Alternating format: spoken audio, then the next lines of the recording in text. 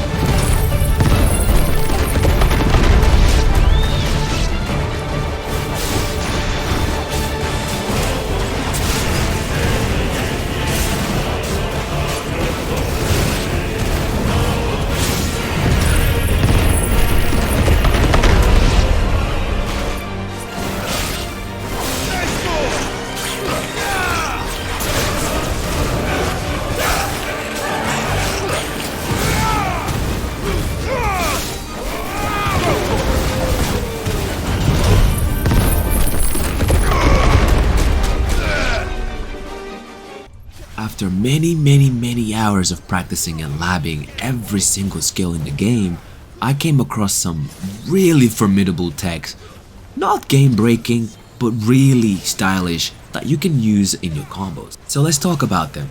But before we do that, I have a message for any newcomer that's brand new to the franchise. So if this is the first time you're playing the Final Fantasy series, fear not, what you just saw is indeed pretty hard to do, I cannot lie. But even you can do it as well with a simple accessory within the game that can just allow you to perform all the complex combos by simply mashing square. So for those of you that need accessibility settings and such, then it's fine because the game does offer this accessory called Ring of Timely Strikes, which allows you to just perform all the intricate combos by simply pressing square. So if you're currently going through a disability or anything as such, then you may just find this really useful throughout your gameplay. And by no means does it mean that this will carry you throughout the entire game. No, you still need to dodge, you still need to perform certain things when doing this. The only thing that it does for you is the actual combos, but you still need to dodge. For example, there's another accessory that actually allows you to perform dodges at the exact time as the enemy is about to hit you. So Ring of Timely Evasion is another accessory that the devs implemented within the game to help those new to the game and new to action RPG games to just get used to the vibes before they throw you in the combat, just so you're not overwhelmed. Furthermore, we do have a demo available right now on the PlayStation Store, which you can download to try out the game if you haven't done so already. And the save file from the demo will carry over to the full game if you so decide that the game is for you and you'd like to play more of it. So if you're new to the series, then Final Fantasy XVI will be your way to go to kick off your journey with Final Fantasy series. Now, that was just some housekeeping that we had to do just to introduce you guys to the franchise. So, are you ready to start learning? First and foremost, let's look over at our settings. So we head over to system and then we take a look at our settings. So I'm playing on action difficulty, which means, you know, some enemies will swarm you if you are playing on this difficulty, but it's not like Final Fantasy mode, which we'll unlock after we complete the story, which I haven't done yet. So camera sensitivity, I like to have it on maxed out. This takes some getting used to, but it's nothing too hard. I'm sure you can get used to it within a day. And then playing on frame rate mode, screen brightness is just set as default. Music doesn't really matter, that is up to personal preference. And then subtitles, I have it off just because of spoilers, when I'm doing missions and I'm recording. Therefore, I just switch it off just that you guys don't know what the hell is actually going on, and just gameplay itself. And then controller type, I have it as A. That is it, okay? So when playing the game, I ran into a few technical issues. For example, you want to make sure your enemy lock-on type is not on hold. I repeat, do not select hold. Make sure it's on toggle, because when you're holding buttons, you're gonna need to hold several buttons to perform some crazy looking combos. And I promise you, in this game, you do not need to hold a certain button to perform other types of combos like in DMC. No, that is not the case. You don't even need to lock on at all. But I prefer to lock on just so that Clive doesn't automatically point at other targets when they're nearby you, because auto-targeting in this game is a thing. So lock-on type is on toggle. So in starting the game, the very first skill I'm going to recommend you guys unlock will be lunge, because lunge is very useful for combos. It knocks back enemies and it sets them up for combos as well. The only thing I'm gonna need you guys to pay attention to is the distance in which you use lunge, because it has two ways of being used. When you're close to an enemy, it does a stab. When you're really far away, it does a sweep, and it kind of like rotates the enemy to turn backwards.